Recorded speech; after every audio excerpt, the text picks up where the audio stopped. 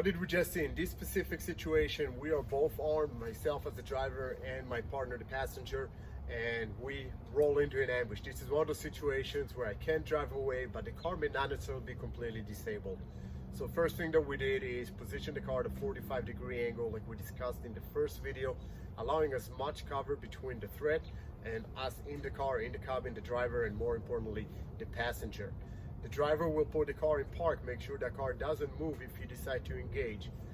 The driver is the only one that calls commands inside the vehicle. So no matter if this is part of a tactical element or you just with your wife out and she's typically the boss, what happens in the car is the only one that calls command is the driver. He's the only one that knows what's going to happen with the car. Right? What we're trying to avoid is the passenger trying to come out of the car and the driver thinking, well, I can still drive out of it. And now I have a passenger half in, half out, and that can lead to a disastrous situation. Once the car is in park position and the driver decides that it is time to engage, the driver has to call the contact command and start engaging the threat. Before the passenger even gets out, the driver has to put that suppressive fire, giving the passenger the opportunity, the time that they need to get out of the vehicle and get into a more tactically advantageous position. Once the driver engages the threat, I'm going to give the command, or the driver is going to give the command, and I told Steve to come out.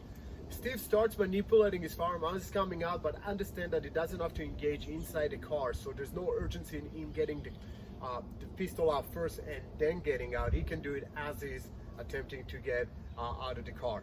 Steve got behind a point of cover, so more specifically, Steve, if you don't mind taking a step back and getting behind the door again, he's using the door, he's using the car, and he's using angles to his advantage. Remember, rounds ricochet and skid off hoods of cars, so by him being further back, he actually keeps himself safe. If he was closer, a ricochet round may actually hit him. In this case, we hope that if he ricocheted and skids, it will go past him. Once Steve is in his position and he's engaging the threat, he's going to give the driver the command to come out.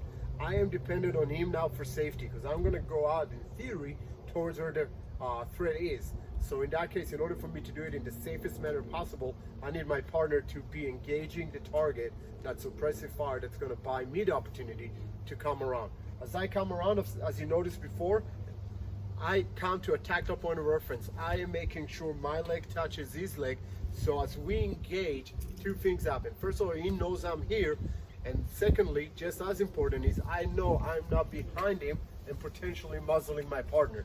This forces both of us to be on the line, engaging the same threat at the same time, maintaining that communication, and using as many senses as possible under stress. Contact, friendly.